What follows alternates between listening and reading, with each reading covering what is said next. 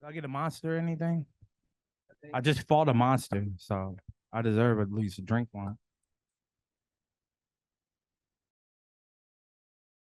Good, how are you? I'm blessed, my man. I'm blessed. Yeah, yeah. He's one of the best.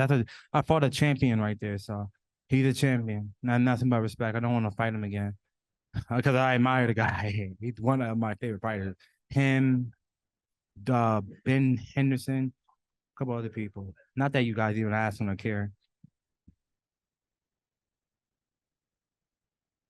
All right, Sid, let's get started.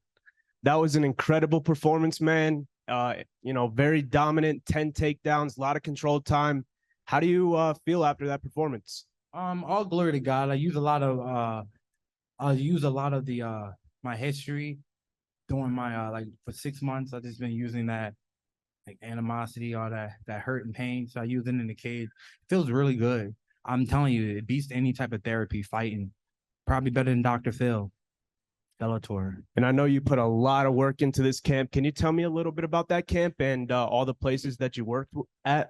Well, at Fusion, with Julian, he been helping me out a lot. He's like a brother. I can't say thank you enough. And my new team, Killcliff, Greg Jones, Henry Hoof, Jason. I mean, I'm with them every day, working, working, working. You know, once in a while, I'll go down to a Fusion so he can put the pieces together. I can't say nothing but glory to God. God, I am not good. The people behind me, the people you saw in cornering me, they're good. So if, like I said, if I can do this, just imagine what you can do. And I'm telling you the truth. And like I said, 10 takedowns, an insanely impressive control amount or a control time. Would you say, Sid, that was your best performance to date? Um, no, there's much more to come, and it was a lot. It was a lot I definitely could do and improve on and work on. Um, some things I saw, some things I was hesitant on, some things that I was too aggressive on. But like I said, he's a champion. That win I have over him is nothing compared to him. He's one of my favorite fighters. You know, Well, with the great performance, I do have another question for you here. Way back on May 22nd, you texted me and said, "Brother, I am not the same," alluding to major improvements that you made to your lifestyle and your well-being. You said they couldn't handle me back then. How could they now? I can't wait to show people. Do you feel as though you spoke that into existence tonight? all glory to God. You the man. You remember that? Yeah, yeah. I like this guy. But yeah, I mean, and I'm just getting better and better. Like I was sick a while ago, didn't know it, just been going through it, you know, trying to think it was just a mental thing, you know, a lot of like I just didn't know it messed up with my mood. I didn't know what was going on. So I thought everything was mental and I just kept pushing, pushing, pushing, pushing, pushing. And then, you know, made a couple mistakes. And then I got my health back, and then the doctor told me like, "Yeah, you're sick, big dog. You gotta get this taken care of. Forget your fighting for a little bit. Focus on your health." And once I did, I'm like, what? Am I even allowed to be this type of guy? And I've been going to church, been church by the Glade. So my mind, my mental. I just wanted you guys to know like what I did was nothing but a testimony of God work. So don't think I didn't do anything. Like I said, I'm not the best. I'm just a beast. With that said, what's next for you, Sid? I mean, you are not giving yourself enough credit, man. That was an insane performance. You took a Dagestani wrestler and kind of put him to shame, man. That was all your fight. And what's next for you, man? Hopefully I can get some tips from them because they're pretty good. I was trying to take him down. He had a weird posture. I'm like, okay, he's definitely different. I had to be a little different, right? So I mean, fight again, try to keep fighting, try to be active because I'm back now. I'm healthy now. I just want to keep testing myself. Like I said, I'm not going out there to lose. I'm not going out there to win. I'm going out there to let everybody know how I feel and express myself, you know, and put myself in the battlefield. And just keep getting better and better and give all glory to God. Because like I said, I can do this, guys, and I have nothing. Nothing. You guys have families, comfortable beds. You know, I got everything you see me get, I got off of fighting, but you guys are just born with this shit. Like almost catered to. Can you imagine just putting the right people in, like I have, putting the right people in your life, you know, getting right with God, getting right with yourself, being good human beings, and just keep going over and over and over. If I can do this, your ass can do this. So there's no excuse. You dig? Thank you, guys. Hey, Sid, Patrick Dana with Combat Sports UK. So you've been giving a lot of praise to Mamedov after this fight. Do you feel like he was the toughest opponent you've ever faced? Yeah, he definitely one of them, I would say. Yeah, he definitely one of them.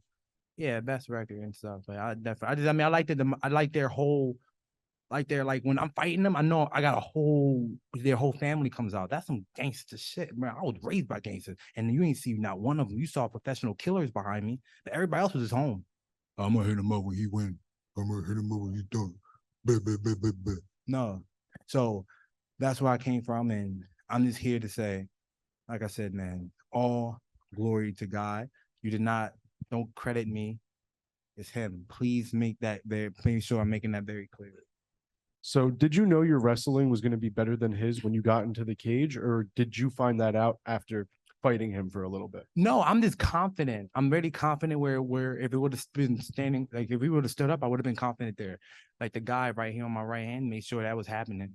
I mean, I can tell you something like dickish move he done. You know, we were running and I'm tired. He sees that I'm tired. He said, "Oh, you got 40 seconds to do a 500." I'm like, "Bro, I can barely breathe." "I'm sorry," said. "You got 40 seconds. If you 41, do it again." And he made me do it.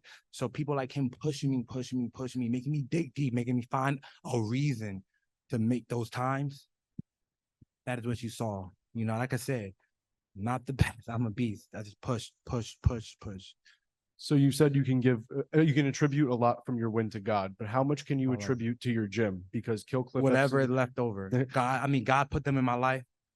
I don't want any of it. Like I said, don't look at me and say, "See, I'm not. I'm just a dog on a leash."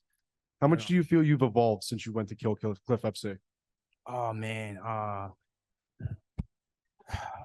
so much. And to be honest, with my old team down at like American Top Team, a couple other people, like they did good. I was just lost there. You know, I was lost. I was sick. I was dealing with a lot of stuff. So I don't want to like offend anybody or anything, but the team I'm with now is definitely for me. Obviously, I shouldn't sit here and debate about it. I love Dan Lambert. He's one of the best. Look at the empire he created. Mike Brown, that's my man, dog. Love Mike Brown, Mako, Artem Levin is my best friend. So I don't want to offend anybody and say, "Oh, this team is better." Obviously, you see the work, but yeah, I love those guys. I love every bit of them. Who else do I like out there? Hold on. Who did I say? Mike Brown,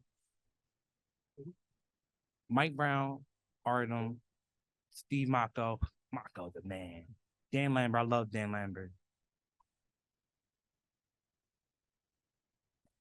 I don't like that guy that much. All right. Thank you, Sid. I appreciate everything. Thank you so much. Thank you, Sidney. Thank you. Oof.